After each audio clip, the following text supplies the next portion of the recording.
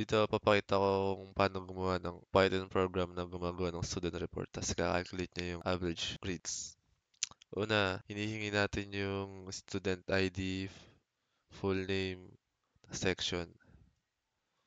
Tapos ginamit natin STR kasi text ang type na gagamit natin sa data na to. Tapos kunin natin yung grade ng 1 to 3. Kaya float kasi pwedeng decimal number tulad ng 88.5, ganun. Ganyan, 92.75. Tapos dito, ipiprint natin yung student report. Pagkatapos makuha lahat ng input, ipiprint natin lahat ng student report. Dito, makikita natin yung basic info ng grade ng student or organized na format.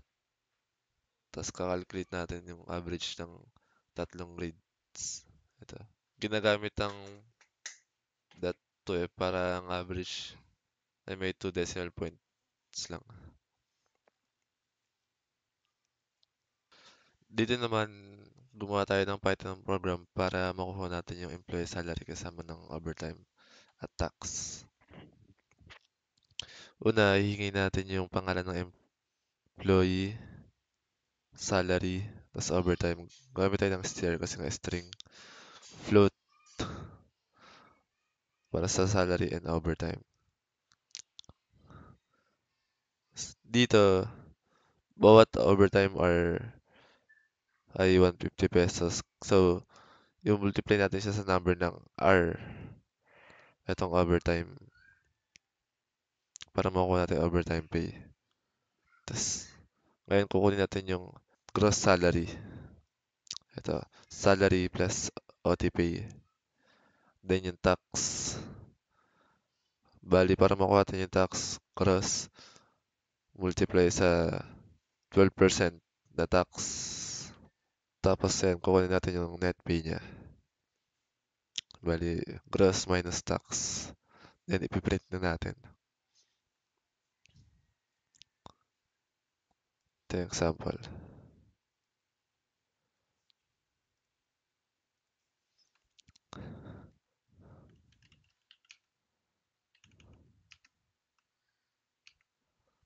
Ayan.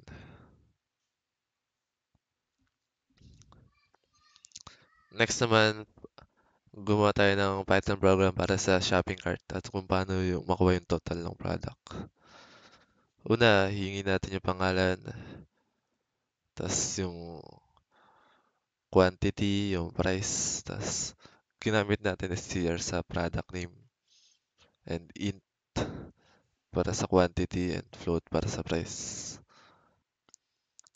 Then, i-calculate natin yung total price ng product gamit yung quantity na hiningi natin times sa price. Bali yun, same lang sa ginawa natin sa product 2 tas 3. Then, gumamit tayo ng formatting na ganito para ma-align yung dalawang decimal points sa total at total. Tapos, yun, i-calculate natin yung grand total niya. Ito. Tapos, yan, ipiprint na natin. Ito yung example niya.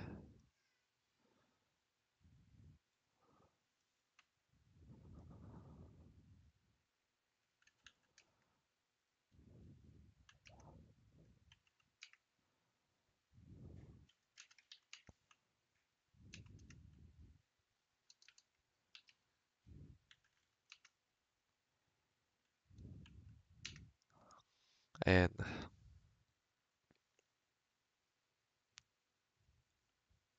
Next naman, papakita natin kung paano gumawa ng Python program para malaman kung anong type ng triangle.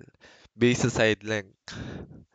Una, hingi natin yung tatlong side ng triangle. Bali, ginamit natin kasi usually whole number yung sides ng triangle.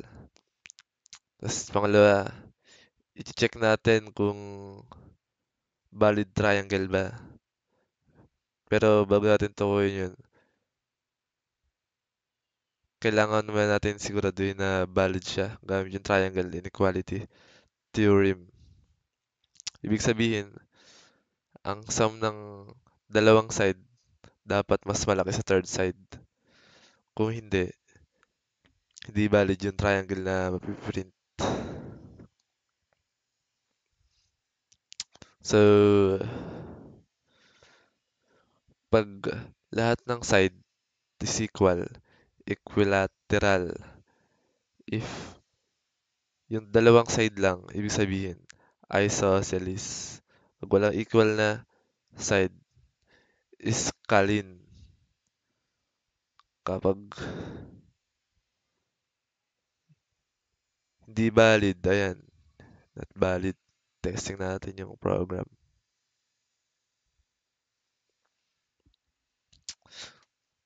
20, 20, 20. Equilateral siya kasi nga tatlong side.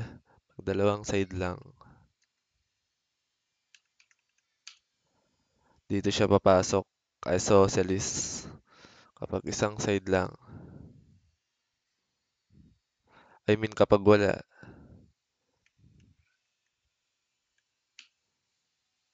scalene. Ayan.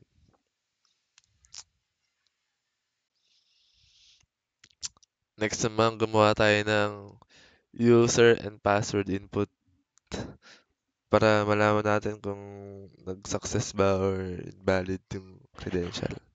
Bali dito, humingi lang tayo ng user na input dahil str kasi text and int para sa password. Yung default user natin is admin and yung default password natin is 12345. Bali kung nag-equal tong dalawan to, dito siya papasok sa login successful. Pero kung hindi, ayan, dyan siya sa invalid. Ito yung example. Send admin. Nag-success kasi nga na-meet niya yung dalawan to. Pero kung hindi, invalid. Ayan.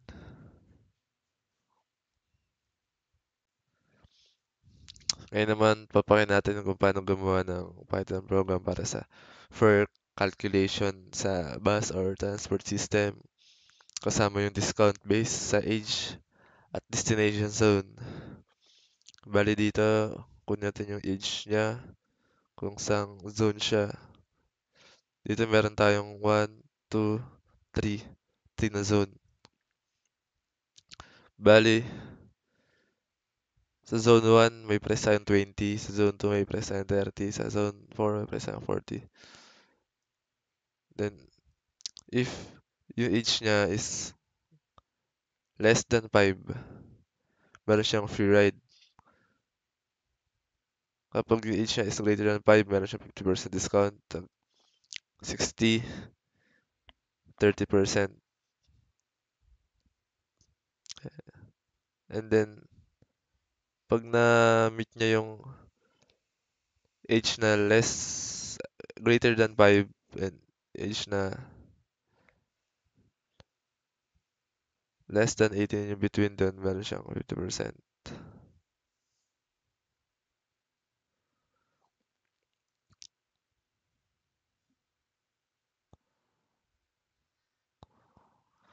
Bali, kung zone 1 yung pinili niya, tapos yung age niya, sabihin natin 9. 9 is less than 5, false, papasok siya dito. 5 is greater than, I mean 9 is greater than 5 and 9 is less than 18. Bali, pasok siya dito. Meron siyang 50% na discount. Ayun, same lang siya sa lahat.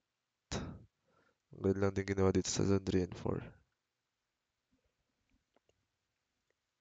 Dito sa program na to, para sa remark base sa letter grade, gamit yung match case. Una, hiningi natin yung letter ng grade ng student. Ito, meron siyang A, B, C, D, and F. Gumamit tayo ng str para sa text. na letter grade. Tapos, ginamit natin yung match case para alamin yung corresponding remark. Na kapag A, excellent. Kapag B, very good. C, good. D, fair. And C for failed. Yun lang. Ito yung sample. C, ayan. Pag F, failed. Ayan yung match case.